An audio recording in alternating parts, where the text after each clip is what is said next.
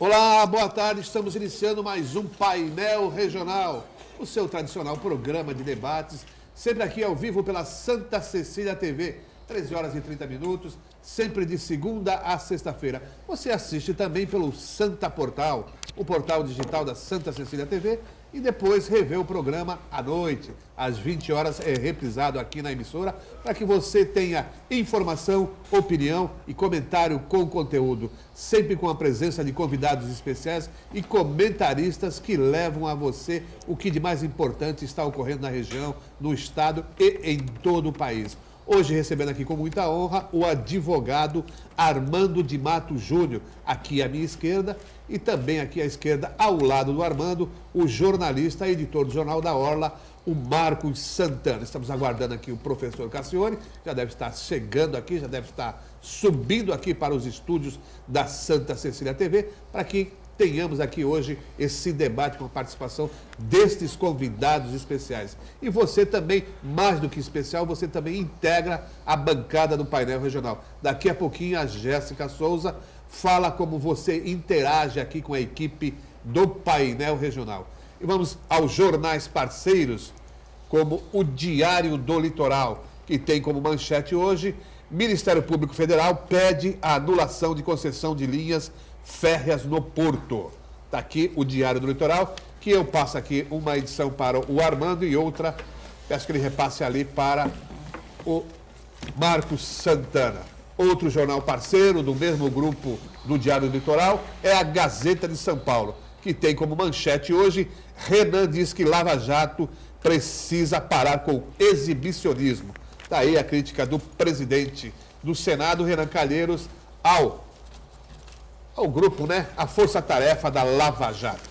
Aqui as edições para o Armando e também para o Marcos Santana. A gente vai começando aqui o cumprimento aos nossos convidados. Doutor Armando, tudo bem? Boa tarde. Tudo bem, é um prazer, meu amigo Heraldo, estar aqui ao seu lado, ao lado da Jéssica, do meu amigo Marcos, fez o colegial comigo no passado, ao doutor Vicente Cassione, nosso eterno professor que acaba de ingressar nos estúdios. Prazer estar aqui com você e vamos debater esses assuntos de muito interesse da sociedade. Muito bem. A gente também vai cumprimentando aqui o nosso colega, o jornalista Marcos Santana, editor do Jornal da Orla. Tudo bem, Santana? Tudo bem, satisfação, é um prazer, um privilégio participar do painel regional. E hoje, para mim, um dia especial para o reencontro o Armando, né? Meu colega de classe no ginásio, no colegial, amigo, vizinhos e carteiras na Escola Estadual Olga Cury, ali no conjunto do Jaú, ali na Aparecida, né? Verdade. Uma satisfação muito grande ver de que ele conseguiu um destaque muito especial na advocacia, sendo uma referência para os demais colegas da profissão. Uma saudação muito especial ao Armando. Muito obrigado pelas palavras, meu caro. Muito bem. E já presente também o nosso professor, o nosso mestre aqui, o advogado e jornalista também, colega jornalista, professor Vicente Cassione. Tudo bom, professor? Tudo bem. Heraldo, Armando, obrigado pelas suas palavras. Um abraço ao Marcos, à Jéssica e aos caríssimos telespectadores. E a Jéssica? Jéssica, como é que faz o telespectador para participar, o internauta participar aqui da nossa mesa de debates? Vamos lá, tudo bem, Heraldo? Boa tarde para você, eu cumprimento aos convidados da bancada e uma ótima tarde também para você aí de casa.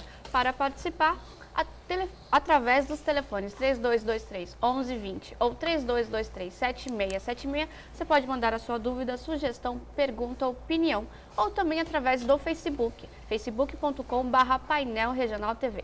Participe com a gente. Muito bem.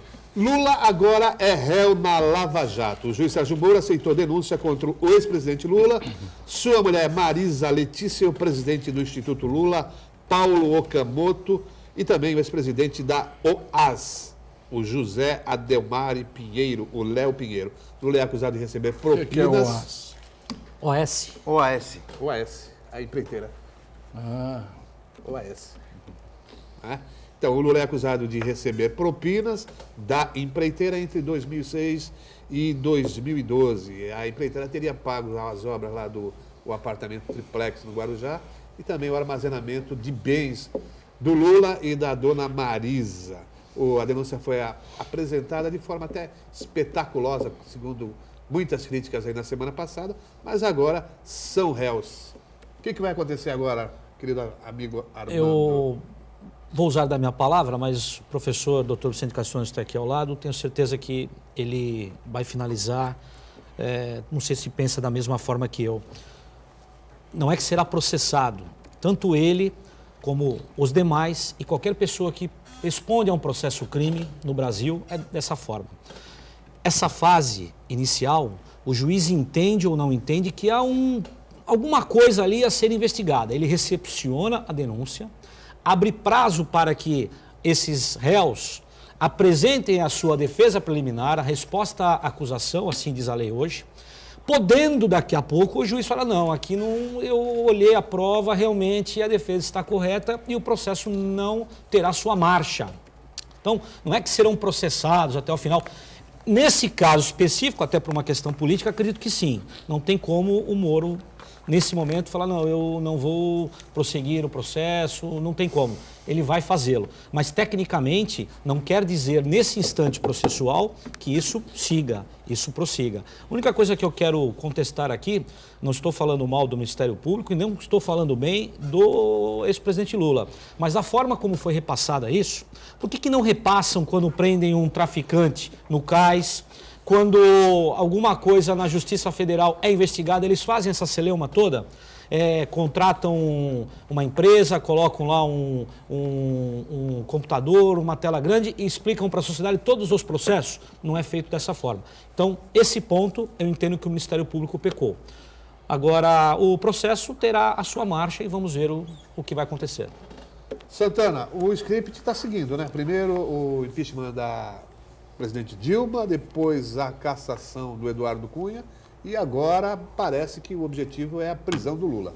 Eu venho repetido nas minhas participações que nós temos que ter uma certa cautela em relação à questão do processo que está transcorrendo para evitar o excesso de torcida, né? Porque muitas pessoas realmente, por odiar o PT e o Lula em especial, querem ver o Lula na cadeia. Mas uma coisa é você torcer para que alguma coisa aconteça para satisfazer uma vontade pessoal, outra coisa é você obedecer ao processo legal, ao processo penal, aos trâmites. Eu gostaria de lembrar aqui, essa semana eu vi um comentário de um cientista político falando sobre essa questão do Ministério Público, aquela pirotecnia que foi a apresentação em PowerPoint da oferta da denúncia contra o presidente Lula, né? Ele atentou para uma coisa que pode estar acontecendo, que é o procuradorismo.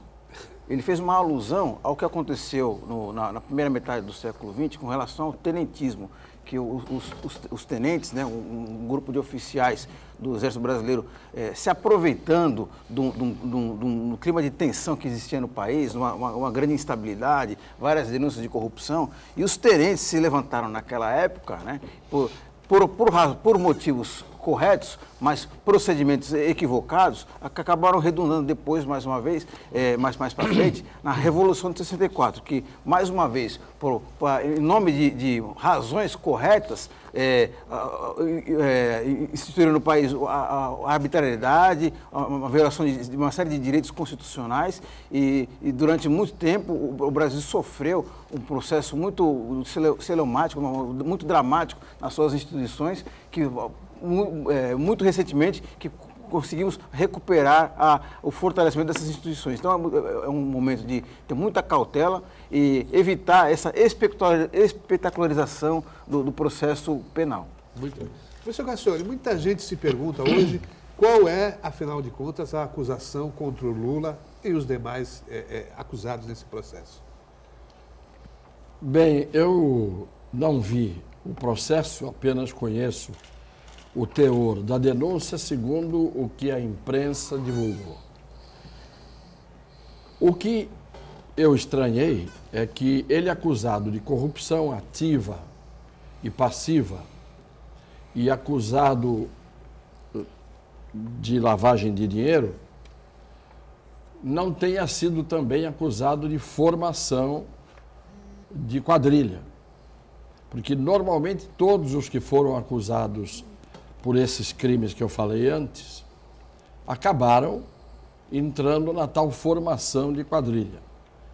Formação de quadrilha você só tem quando são vários os criminosos. Não existe uma quadrilha de um, nem uma quadrilha de dois. Então, se ele estaria envolvido nesses crimes de corrupção ativa, passiva e lavagem de dinheiro, ao lado de outros corréus, não ter sido denunciado por formação de quadrilha me chamou a atenção. Quanto a ele ter virado réu, virou réu e vai ser réu até o final do processo. Porque, embora o Armando tenha dito que há ainda a possibilidade, com a defesa prévia, chamada defesa preliminar, defesa prévia, que o réu, no momento em que o juiz recebe a denúncia, manda o réu apresentar uma defesa no prazo de 10 dias, essa defesa, na verdade, na prática, tem sido uma verdadeira balela, uma conversa mole, um artigo de lei praticamente inútil. Por que que é inútil? Porque quando o Ministério Público oferece uma denúncia, tem que ter minimamente indícios suficientes de que o crime existiu e de que a autoria é daquela pessoa que está sendo acusada. Muito bem. Quando é que o indivíduo apresenta a defesa? 10 dias depois de tomar conhecimento de que o juiz recebeu a denúncia e mandou avisá-lo. Aí ele tem 10 dias para apresentar a defesa. Essa defesa serve, segundo a lei, e eu ri, porque eu estou falando que isso é uma balela, serve para que o juiz absolva o réu sumariamente. Prestem atenção nisso. Absolva o réu sumariamente, não tem processo. Eu li a defesa e eu, juiz, absolvi o réu aqui, no comecinho do processo. Porque processo começa, anda, processo é isso, é andamento e termina com uma sentença. Muito bem. Quando que o juiz absolve sumariamente? Primeira hipótese, são 4 hipóteses. Primeira hipótese, quando houver manifesta, isto é, salta aos olhos, uma causa excludente de criminalidade, excludente de crime. Isto é, está evidente à primeira vista, diante de qualquer olhar mais rigoroso que seja, que houve, por exemplo, uma legítima defesa. Ora, se o juiz tem diante de si um caso em que há uma manifesta causa excludente de crime, exemplo, legítima defesa, exemplo, estrito cumprimento do dever legal, exemplo, estado de necessidade, exemplo, exercício regular de um direito, o que o juiz faz? Se ele vê isso na hora que a denúncia chega, ele não precisa nem mandar o réu apresentar a defesa. Se é tão manifesta a presença de uma legítima defesa, o juiz já não recebe a denúncia. Ele pode não receber sequer a denúncia. Quando ele recebe a denúncia e manda o réu apresentar uma defesa, a causa manifesta de excludente de crime já não existe. Há juízo dele, magistrado, que recebeu a denúncia. Qual é a outra hipótese de absolvição sumária, liminar? Quando existe uma causa excludente de culpabilidade, evidente, salta aos olhos, espirra nos olhos da gente. Exemplo, não era exigível do réu, quando ele agiu, que ele tivesse uma outra conduta, uma conduta diferente da que ele teve. Então ele não tem culpa, porque se nós não podemos reprovar o que ele fez, e não era exigível dele outra conduta, é evidente que ele, não tendo culpa, não pode ser processado. Se o juiz tivesse visto isso, uma causa evidente de excludente de culpabilidade, já não receberia sequer a denúncia. Não precisa o réu mandar o réu fazer a defesa. Já são duas hipóteses. A terceira hipótese é quando o fato narrado na denúncia, aquilo que o promotor diz que o réu fez, ou que o acusado fez, o juiz verifica e diz, mas ele está descrevendo aqui, o promotor, que o réu cometeu um crime A. Mas isso que ele fez não é crime, nem A, nem B, nem C. Não é pura e simplesmente crime nenhum. O fato narrado na denúncia não constitui, perante a lei, crime. Então, ele pode absolver sumariamente. Mas se ele pode absolver sumariamente, que é tão evidente isto, ele já pode não receber a denúncia. De tal forma que, recebida a denúncia, só o advogado idiota oferece defesa prévia.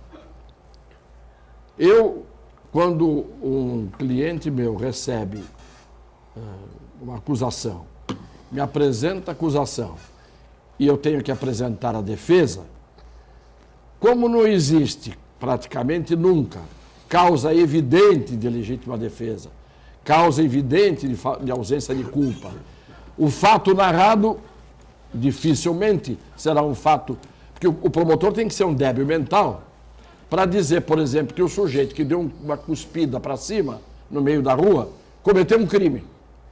Não existe na lei esse crime de cuspir para cima. Então, se o promotor escrever isso, o promotor vai para o hospício e o juiz, evidentemente, absolve sumariamente. Então, que o réu e a Marisa e companhia bela vão todos responder esse processo com defesa ou sem defesa oferecida, vão. Agora, acho que de tanto que cavocaram, de tanto que meteram a lente, a lupa, o microscópio nessa investigação toda da Lava Jato, eu pensei que iam encontrar alguma coisa a mais contra o Lula do que esta história já velha do sítio, do triplex e tem mais uma. A armazenagem E a armazenagem das tralhas que ele tinha recebido como presidente. E aí vem uma outra discussão. Saber se quando o presidente da República recebe um presente, quando ele faz uma viagem ao exterior, e o Obama dá a ele um relógio, se esse relógio ele tem que pendurar na parede do Palácio do Planalto, para ficar lá à disposição de quem quiser olhar. O presente, muitas vezes, é pessoal. Muitas vezes o presente é pessoal. Muitas vezes não. Muitas vezes se é entregue ao Brasil um presente dado por um chefe de Estado, que é algo que tem que ir para um museu, por exemplo. O presidente vai ao Egito e o Egito dá de presente ao presidente do Brasil uma múmia de 4.000 anos. É evidente que não é um presente pessoal. Então essa múmia de 4.000 anos vai para o museu, desses museus que existem no Brasil. Eu estou falando de múmias embalsamadas. Mas tinha um faqueiro lá do tempo da Revolução ainda. Não estou falando das múmias que a gente conhece no exercício do poder público, que estão andando e estão vivas. Então é isso. Eu já me cansei dessa coisa. Para mim é muito mais importante o que tentaram fazer com essa votação mandrake. Agora, nós vamos falar sobre querendo, isso aqui, então isso me causou muito mais impressão.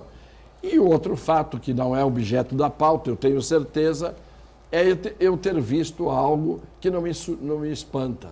Não é? Foi feita uma pesquisa em que 7% dos brasileiros, 7% dos brasileiros, isto é, de cada 100 brasileiros, apenas 7 confiam no seu semelhante. Para mim não é novidade. Nós vivemos numa sociedade mesmo em que ninguém confia em ninguém. E isso não é à toa. Não é que 7% não confiam nos deputados ou nos políticos. Não confio no seu vizinho, de cima, de baixo ou do lado no apartamento. 7% dos brasileiros não confiam nos outros. Então, isto mostra em que país nós vivemos. Falei demais.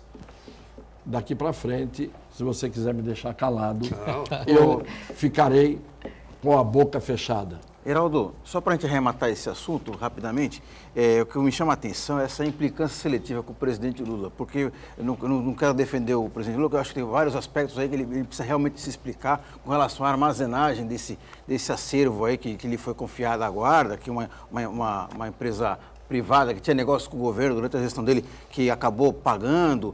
As palestras com caixa milionária, eu acho que ele tem que explicar, porque inexplicavelmente depois o passe dele deixou de valer, né? Uma série de coisas ele precisa explicar, mas eu acho que o que a gente precisa ficar muito claro é essa indignação seletiva, essa implicância seletiva, que, por exemplo, Fernando Henrique Cardoso ficou 8 anos no governo e ninguém questionou quantos presentes ele levou, para onde ele levou. Outra coisa também, o Fernando Henrique Cardoso, acho que pouco a pouco a gente sabe, ele além de ter um apartamento em Paris, na Avenida Foch, que ele utilizava, que era de um amigo dele também, depois que ele deixou a presidência, ele foi morar em Paris, na casa de um compadre lá, uma pessoa que tinha negócio com o governo federal. Isso aí ninguém questiona. Outra coisa também, o atual apartamento onde o Fernando Henrique mora, em Higienópolis, ele comprou por R$1 milhão, sendo que o valor de mercado é R$5 milhões. E quem vendeu justamente é uma pessoa que está envolvida com o escândalo do trem-salão Tucano no governo do Estado. Quer dizer, então eu acho que as pessoas, são coisas que precisam ser ditas, precisam ser investigadas e que não pode ter essa indignação seletiva. Muito bem, a gente vai fazer um pequeno intervalo e a gente volta daqui a pouquinho.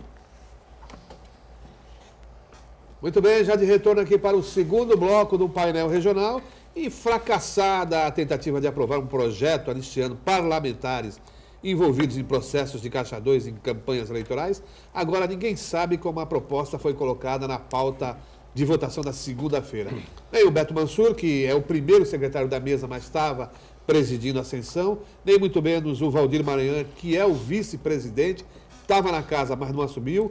O Rodrigo Maia, o presidente da Câmara, estava interinamente como presidente da República, nem também os vices, os líderes, aliás, dos partidos, o Baleia Rossi, do PMDB, o Rogério Rosso, do PSD, quer dizer, ninguém sabe, nem mesmo aquele que foi guindado lá para fazer o substitutivo, porque, na verdade, o Caixa 2 não é crime, não é isso?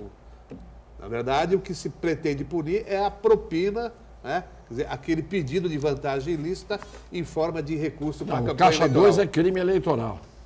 Caixa 2 é crime eleitoral. Se você recebe por fora... São os tais recursos não contabilizados se você recebe e não declara o que você recebeu na prestação de contas ao TRE, isso é crime eleitoral. Mas, na verdade, o que pretendiam anistiar, né? Criminalizar a lei, criminalizar essa prática a partir desse momento, a partir da edição da lei, que está, inclusive, naquelas 10 medidas que os procuradores da República andaram divulgando aí pelo país. É isso, professor? Na verdade, não é bem uma anistia. O que eles queriam fazer... E primeiro, eu estive lá 8 anos, não me venham com essa história de que o processo entrou na pauta sozinho. Nenhum gari dos que fazem a limpeza do parlamento à noite tem acesso a um projeto e coloca na pauta e essa pauta vai para a mesa. Não, a pauta é feita por parlamentares e parlamentares graúdos, desde os membros da mesa até os líderes. E normalmente entram esses processos por consenso. Consenso. A liderança, na sua maioria, decide e a mesa decide. E é isso que faz que alguns processos fiquem encalhados e outros tramitem normalmente. Então, claro que isso teve uma porção de gente que combinou de levar esse processo à votação. Mas não é bem uma anistia. O que eles iam fazer é o seguinte: criminaliza agora o Caixa 2, mesmo quando não for provada a propina. Criminaliza. Faz crime penal. Não é crime eleitoral só. Crime penal. Porque crime eleitoral é o de menos. Crime penal. A sanção é multa, muitas vezes.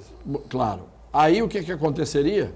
Como o crime foi tipificado a partir de agora, com a aprovação dessa lei, se fosse, o que acontece?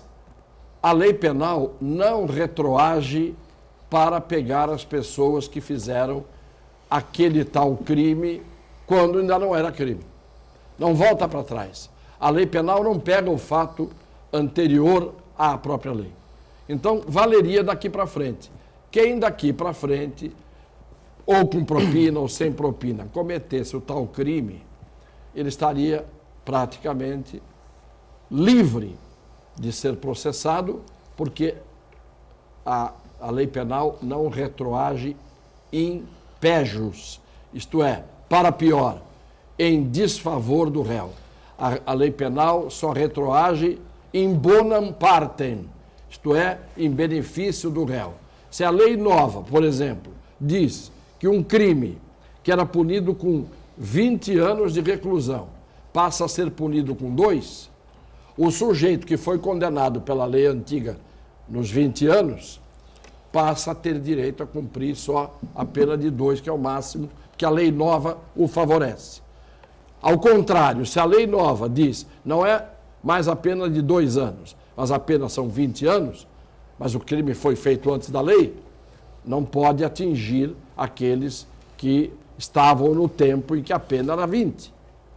Professor Cassione, pelo que eu entendi, e o telespectador também, o que ontem faria a Câmara dos Deputados era entregar uma declaração de idoneidade àqueles que, em tese, passariam futuramente a responder por isso. Por quê? Como bem explicado aqui tecnicamente, a lei, quando ela é publicada, ou ela entra em vigor na data da sua publicação, ou seja, naquele dia em que o Diário Oficial da União ele é colocado publicado, ou a lei fala, olha, essa lei entrará em vigor daqui 45, 90 dias, que é o vacatio legis, o espaço da lei, entre hoje e data da sua efetiva atuação.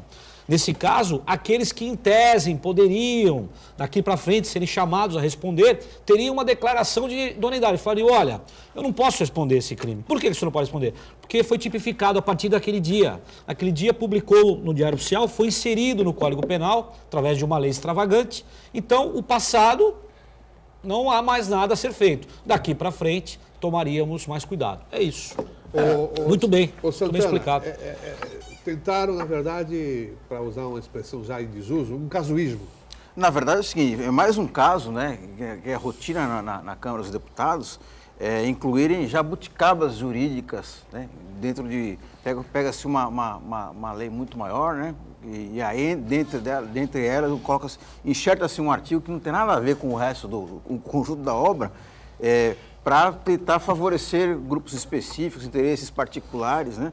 E no caso aqui, esse episódio demonstra, por A mais B, o teor daquele grampo em que foi pego o Romero Jucá, que ele fala assim, não, precisamos estancar a sangria. O que significa estancar a sangria? Olha, aqui foi pego com a boca na botija aí, no Petrolão, com os recursos não contabilizados, na lista da Odebrecht e assim por diante, vamos limpar a barra desse pessoal todo, que é a tal da anistia. No fundo, é justamente isso daí, né? Que dar o salvo-conduto aos políticos que cometeram esses crimes, né? Crime de dinheiro não contabilizado na campanha e também de evasão fiscal, que as empresas, a partir do momento que elas oferecem um dinheiro que não está na sua contabilidade oficial, elas também cometem o crime de evasão fiscal. E outra coisa que chama a atenção é o seguinte, caso fosse aprovada, como na calada da noite, né, como era o caso daí, beneficiaria inclusive os candidatos da atual eleição, dessa eleição municipal também eles se beneficiariam. E um aspecto que me chama muito a atenção aí, que quando o filho é feio, né, quando ninguém é o pai, né? Causou, acho que, risos em muita gente aí, a postura do deputado federal Beto Mansur, que ele estava presidindo a sessão, já que o titular, Rodrigo Maia, estava exercendo a presidência da República. Mas então, o Maranhão estava lá. O Maré estava lá. Eu tava lá, E eu o Beto bigodinho lá, Mansur, mas- curiosamente, eu acho que a soneta saiu pior, a emenda saiu pior que o soneto, que ele falou que ele não sabia do que se tratava ali, o que estava sendo votado. Mas se fosse colocado Poxa, em pauta, mas se ele era, 513 se ele deputados era o votariam. presidente sem saber o que sessão votariam. ali, ele tem que saber o que ele está presidindo ali, né? E o que eu acho interessante também, que não apareceu quem foi o artista, o autor da emenda Jabuticaba, e os tais líderes, que depois o Beto Mansur, depois que ele foi apertado, que a manobra foi pega ali, foi flagrada ali, pelos deputados do Rede e do PSOL, os líderes do PMDB, PSDB, PSD, PP e o PT também está nesse balaio de gato aí, simplesmente desapareceram. Quer dizer, o filho feio, a paternidade não apareceu. Quer dizer, é uma coisa que eu acho que o eleitor tem que ficar muito atento aí, quando esse político vier pedir voto mais uma vez. Um dos melhores deputados que o Brasil teve nas últimas décadas é o Miro Teixeira, do Rio de Janeiro. E foi o Miro quem levantou a questão primeiro. E veementemente. E teve que lutar muito ali, esbravejar, até que outros o ouviram e começaram a repetir o que ele estava dizendo, porque quase que a coisa passa com o atropelo em cima do Miro. Literalmente na calada da noite, né? Na calada da noite. Isto, olha, eu já tinha visto algumas coisas acontecerem dentro da Câmara Federal. Mas a esse ponto, chegar a esse ponto, de você embutir num projeto uma sacanagem, fazer isso escondido, não aparecer a paternidade de quem é que fez isso, não aparecer o nome de quem combinou isso. E nós sabemos que quem combinou isso foram todos os partidos que estão com o pé na lama. Todos. Do PSDB ao PT. Todos. Se diga. Claro, porque cada um tem o seu pezinho na lama. Então, chegou a um ponto realmente que a Câmara Federal tinha que ser, nunca vou dizer isso, fechada. Não, isso eu não vou dizer. Mas eu quero só dizer uma coisa, nem no tempo da ditadura de 1964, aí fizeram uma Constituição em 67, depois fizeram outra em 69, que foi vigorando até a Constituinte. Nunca no tempo da ditadura eu vi tanto desrespeito à lei, à Constituição, nunca vi tanto o judiciário fazer poucas vergonhas como tem feito. Eu nunca vi isso. Volto a dizer, eu vivi no tempo da ditadura, defendi preso político, né? Fui lá no DOI-CODE uma vez, era o Romeu Tuma, era o delegado, para soltar um preso, quase que fiquei eu lá dentro, né? Então, a gente via, mas a regra do jogo era aberta. Não tem habeas corpus. Bom, então você sabe que não tem habeas corpus. Não pode fazer isso. Tem uma lei de imprensa que tem tais e tais e tais regras. Você sabia. Eles não saíam dessas regras. Pelo menos cumpriam essas regras tortas. Hoje você tem regras bonitas, você tem direitos garantidos, você tem uma Constituição cidadã e os camaradas fazem o que querem de sacanagem em cima da Constituição, do direito, das leis. E isso são os três poderes. Os três poderes. Não há ninguém que se salve. Basta dizer que os ministros do Supremo estão se trombando atualmente em críticas recíprocas, um acusando o outro, não é como fez agora recentemente Cassione, o Gilmar Mendes. A própria Carmen Lúcia, que já veio com aquela discurso de moralidade, Que gosta de de processo, austeridade, né? agora ela já está começando, não, vamos ver os pais, aí vamos ouvir os juízes, para ver se realmente é necessário o aumento de 42%. Quer dizer, enquanto isso aí, o pobre mortal brasileiro vê isso aí e bate palma, né? Discurso de posse tinha que ser gravado e valer para os primeiros, segundos e terceiros atos depois do discurso de posse.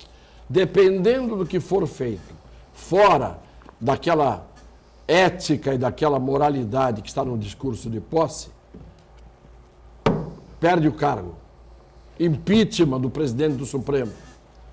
Entendeu? Porque não adianta fazer um discurso bonito no dia, fazer o melhor penteado, que parecia até um abajur que ela tinha na cabeça naquele dia, maquiagem, penteado, fez um discurso muito bonito, todo mundo falou, essa é a Carmen Lúcia.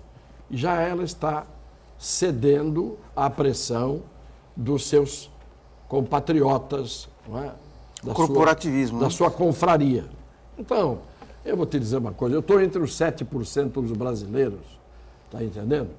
Que não confiam no seu semelhante. Principalmente quando o semelhante é ministro do Supremo, ocupa cargos de gestão no poder público e assim por diante. Está difícil confiar. O ministro da Justiça, professor Cassiano, está cotado aí para assumir uma vaga lá no Supremo. O Lewandowski deve ser guindado aí a embaixador. E o Alexandre iria até para evitar ser candidato à presidência da República, não fazer frente ao padrinho político dele, o Geraldo Alckmin. Sim, mas o sonho dele era esse. A escalada dele, do Alexandre de Moraes, era essa mesmo. É o sonho de ir para o Supremo Tribunal Federal. Vai ser mais um que desgraçadamente vai entortar a Constituição e as leis brasileiras. Vamos fazer mais um intervalo, a gente já retorna para o terceiro e último bloco aqui do Painel Regional. Olá, já de retorno aqui para o terceiro e último bloco e a gente já vai direto ali com a Jéssica sobre a participação dos telespectadores. Vamos lá. O Manuel Loyola, do Embaré. Cassione, gostaria de saber se você achou convincente o depoimento do ex-presidente Lula e se o senhor se comoveu. Olha, eu me comovo hoje com coisas mais importantes. Eu me comovo, por exemplo, com os meus netos, eu me comovo com os meus cãezinhos, com aquele olhar de anjo que eles têm. Eu me comovo quando eu vejo aqui os câmeras não fazendo nada. Como? Estão aqui dando brilho. Pois é, nada de mal, eu ia dizer. Ah, bom. São excelentes pessoas. Agora, eu não tenho motivo nenhum para me comover com as lágrimas do presidente Lula. Nenhum motivo. Ele se está chorando de verdade, tem razões para isso. Como eu não estou prestando atenção no que ele diz, porque ele me enganou muita gente. Não é? Mas não foi só ele que me enganou, não. Eu já venho de enganos anteriores. Minhas desilusões são já remidas. Eu sou sócio remido da desilusão. Vou pagar mais taxa. Vem lá de trás. Não é? Por isso, eu não me comovi de jeito nenhum. E também, o réu fala o que quer. Ele tem o direito de dizer a verdade e tem o direito de dizer mentira. O réu não é obrigado a fazer prova contra ele mesmo. Então, o que ele falou está falado. Mas, infelizmente, eu tenho que dizer, não está escutado. Eu não prestei atenção. Segundo Santana, não vale um pão com ovo. Foi o que ele disse aqui no último programa, né? Jéssica. Vamos lá agora para o Marcos Santana. O Paulo Henrique Farias quer saber qual o índice de renovação na Câmara Municipal de Santos que você prevê para essas eleições. Olha, essa eleição vai ser meio especial, na eleição para vereadores. Primeiro, 4 renovações são garantidas, que o Zé Lascani anunciou a sua aposentadoria, Sandoval Soares e Evaldo Stanislau são candidatos a vice-prefeito e o Del Bosco Amaral é candidato a prefeito. Acompanhando o desempenho dos vereadores da Câmara aí, e eu acho que acreditando no bom senso dos eleitores, vamos perceber que uma boa parte dos vereadores aí não vão conseguir renovar seu mandato. Quais são eles? Aqueles que praticam o clientelismo, que rebaixam a função do vereador a um mero despachante de favores, aqueles que deixam de executar a ação legislativa, aqueles que são mero reboque do Poder Executivo, aqueles que se dedicam apenas a prestar homenagens, placa disso, placa daquilo, dia daquilo outro. Então, esses vereadores que têm um um mandato mais superficial assim, eu acho que eles aí vão ser realmente execrados pelos eleitores. Me permita, meu amigo, também o falecimento do Marcos de Rossi. Marcos de Rossi. É uma vaga também que certamente, né, possivelmente ele seria reeleito. Então, outra vaga também aberta. Não sei Mas se o nós temos suplente... lá o atual ocupante dessa vaga, que é candidato à reeleição, né? Que é o Sim. vereador Boquinha, né? Sim. Mas não sei se ele estivesse vivo, se ele prosseguiria. Possivelmente sim. Porque era um candidato muito forte, né? Seria candidato a vice. Sim. O grande problema mesmo que eu vejo é que você tem 300 e tantos candidatos a vereador. E se você pegar a opinião pública, o povo, de uma maneira geral, as pessoas desta cidade, incluindo principalmente as pessoas de bem, homens e mulheres de bem, ninguém tem uma lista que deveria ser entregue a cada um dos eleitores com um mínimo de informação sobre a vida e a obra de cada candidato. Você tem uma eleição em que todo mundo fica escondido, uma campanha em que ninguém pode aparecer, não pode fazer isso, não pode fazer aquilo, não pode dar uma entrevista, você não pode falar o nome dele na televisão, não pode isso, não pode aquilo. Parece que é uma eleição sigilosa. Vamos votar em quem? Não sei. Nos personagens encapuçados. É que veio o projeto lá da Câmara. Muito bem. Tinha que haver uma lista, que todo mundo teria acesso a essa lista, e nessa lista deveria ter, no mínimo, a escolaridade do sujeito, que profissões ele exerceu na vida, o que ele fez, o que ele deixou de fazer. Não basta só saber se ele tem antecedentes criminais. Está cheio de gente que não tem antecedentes criminais e nem por isso serviria para ser vereador. Ou nem por isso tem currículo para ir lá fiscalizar a administração, fazer projetos de lei, barrar projetos de lei, porque não é só fazer bons projetos, é barrar os projetos marotos. Não é? As jabuticabas. As jabuticabas, impedir determinadas manobras. Agora, em quem o sujeito vai votar? Que culpa tem o eleitor? É integral a culpa do eleitor que está desinformado? Bom, ele tem que ir aonde? A um cartório eleitoral para saber quem são os candidatos. Quero ler nome por nome. 300 e tantos nomes.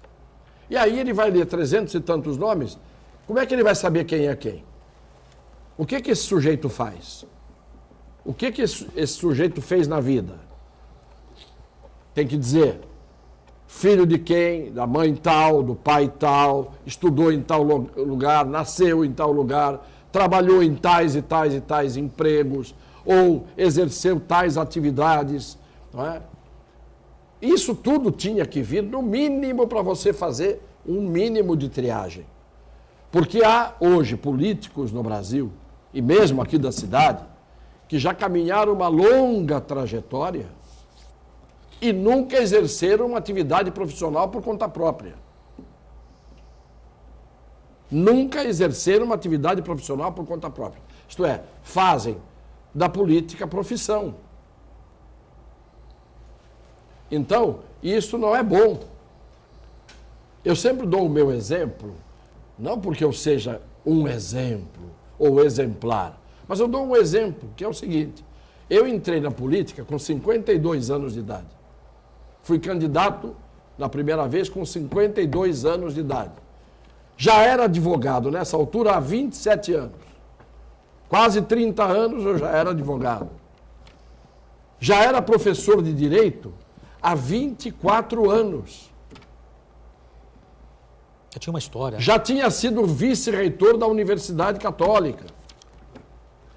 Então, você já era alguma coisa que você já era conhecido, pelo menos. Não é?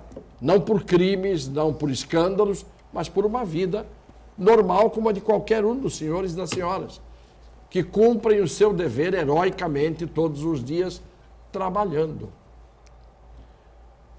Bom, Jéssica, mais participações? Temos participações pela internet, pelo Facebook. Vamos nelas. A Leide, de tudo que falam, Quem? uma colocação. Leide, Ah, De tudo que falam, sempre uma verdade vai vir à tona.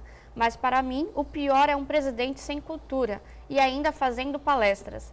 Sinceramente, essas coisas entristecem a todos nós. Estamos cada vez mais à procura de diplomas e educação. O Brasil tem que mudar. Olha, a lei elegeram o Armando. Tiririca, né? Elegeram o Tiririca. Pois é, mas você vê que coisa, Armando.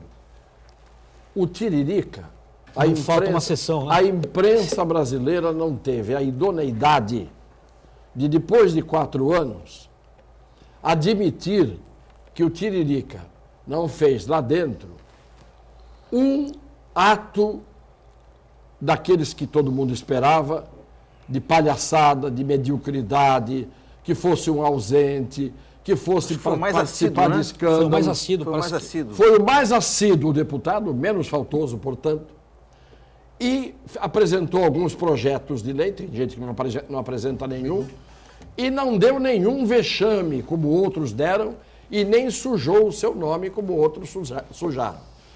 Claro que não é o ideal eleger o Tiririca, e a gente tem que dizer aqui que o Tiririca não fez a porcaria que todo mundo esperava que ele ia fazer. O duro é você esperar de alguns coisas boas e esses sim fizeram as porcarias. Agora, a Leide tem toda a razão. Não há possibilidade de um povo evoluir economicamente, socialmente, seja do jeito que seja, eticamente, sem educação. Não é sem estudo e sem ensino. Ensinar ciências, físicas, matemática, química, biologia, você pode ensinar. Não é isso. Educar é outra coisa. Ensinar é uma coisa, educar é outra. No Brasil nem se educa, nem se ensina. Eu volto a dizer e dou sempre o mesmo exemplo. Subir no elevador, pelo elevador aqui, nós estamos no 7º andar do edifício, subir no elevador, na hora de entrar no elevador, os estudantes de fisioterapia, de odontologia, todos de branco, entraram, não disseram, eu entrei primeiro, já estava no elevador, entraram, não são capazes de dizer um bom dia. Aí eu disse, falei para uma menina, escuta, se você agora tivesse um problema, caísse duro aqui, se sentindo mal, eu não teria obrigação de socorrer você. Sabe por quê? Porque eu não existo. Se você entra e não tem a educação de dizer um bom dia para quem está dentro do elevador, na hora da segunda vez, entrou um rapaz de camisa regata, com fone no ouvido, eu ia entrando, ele me deu uma ombrada e entrou na minha frente. Aí eu dei um safanão nele para apertar o botão, como se fosse para apertar o botão, dei-lhe uma patada no peito. Você entendeu como é que a gente vive hoje? Num país em que as pessoas não têm sequer a educação Pode acionar, isso é tudo do idoso. de dizerem bom dia. Hã? O senhor pode acionar, isso é tudo do idoso. Pois é, mas aí que está, o Estatuto do Idoso, na Fica verdade, marcando na porta. ele não vale absolutamente nada. Por quê? Porque ninguém respeita nem a mulher grávida, nem a pessoa deficiente, nem o idoso, nem coisa nenhuma. Ninguém respeita coisa nenhuma. O Brasil hoje é feito de egocentrismo total. Eu e o meu eu e o meu ego, eu que me amo, eu que sou o máximo, eu sou o Everest diante dos morrotes e das pequenas colunas que existem por aí. Triste país de deseducados em grande parte. E os outros, como a Leide e tantos outros telespectadores, sabem que isto é muito triste porque não são como esses. São educados, têm berço, receberam educação da família, da escola e assim por diante. Agora, Jéssica. Cassione, a Leide disse da importância do estudo, do diploma universitário, mas muitas vezes, boa parte das vezes, o simples ter diploma universitário não significa coisa nenhuma, né? Porque muitas vezes as pessoas frequentam a faculdade, têm o diploma, mas não quer dizer que tenham conhecimento, que tenham experiência de vida, que tenham algumas que não sabem nem algum ler e repertório escrever. humanístico para poder contribuir para a sociedade. Então, tem que ter muita cautela para saber se o diploma universitário, na verdade, não é a condição intrínseca, o suficiente, exata, de que a pessoa vai ter um bom desempenho na função pública. Eu falei sobre o Tiririca, porque eu acho que eu tenho certeza disso, me recordo, a época em que ele foi eleito, precisou passar por uma sabatina. Foi. Para ver se ele sabia efetivamente Será escrever, alfabetizado, etc. né? Mas, como bem colocou, ele é um dos deputados que mais frequenta, não falta. Outros países nós observamos também, alguns presidentes que não fizeram faculdade, não têm curso superior e foram bons presidentes. Entre eles o Mandela, né? Mandela foi um presidente... A universidade dele foram quase 30 na anos cadeia, de cárcere. Na cadeia. Não é? E foi um E presidente foi uma das maravilhoso. maiores personalidades do século XX. Do mundo. No mundo. Então, como bem disse aqui o meu grande amigo, o colega aqui de bancada, não é o curso superior.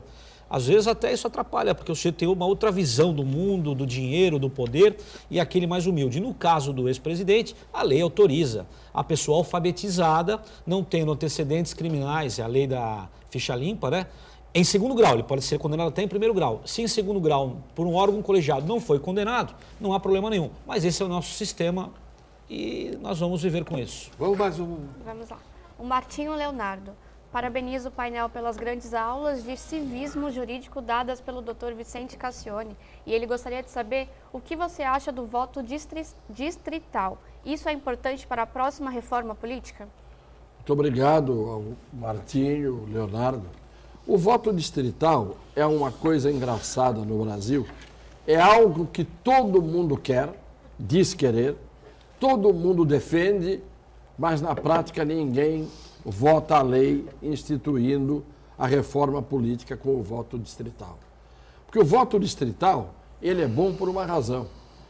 Se você mora num prédio e conhece todos os condôminos e conhece o síndico, é muito mais fácil de você saber quem é bom, quem é ruim, quem faz, quem não faz, o que é que cada um faz, o que é que naquele quinto andar existe, o que é que existe no terceiro. Então, o voto distrital é isso, é você votar nos candidatos que são daquela região, que estão próximos de você e dos quais você pode cobrar algo amanhã. O voto não distrital significa o seguinte: o candidato de Ribeirão Preto vem aqui em Santos e tira voto. E depois, nunca mais na vida, ele lembra que Santos existe no mapa, que São Vicente existe no mapa, que Praia Grande existe no mapa e assim por diante. Nós cansamos de perder milhares de votos para candidatos de fora, milhares. Não elegemos gente daqui porque votaram em gente de fora. Mas faz isso porque o vereador é o cara eleitoral, não é isso, Santana? O candidato forasteiro tem sucesso nas votações aqui porque sempre tem um caciquezinho local aqui, Claro. que troca de uns benefíciozinhos marotos aí, acaba fazendo essa campanha eleitoral para um forasteiro em detrimento dos interesses da nossa comunidade aqui. Sem dúvida nenhuma. Bom, a gente não tem mais tempo, vamos ter que encerrar. Eu agradeço aqui ao Armando de Mato Júnior, agradeço ao Marcos Santana, o professor Cassione, que está sempre com a gente, e também a Jéssica, que faz essa interação com o telespectador. Muito obrigado e até amanhã.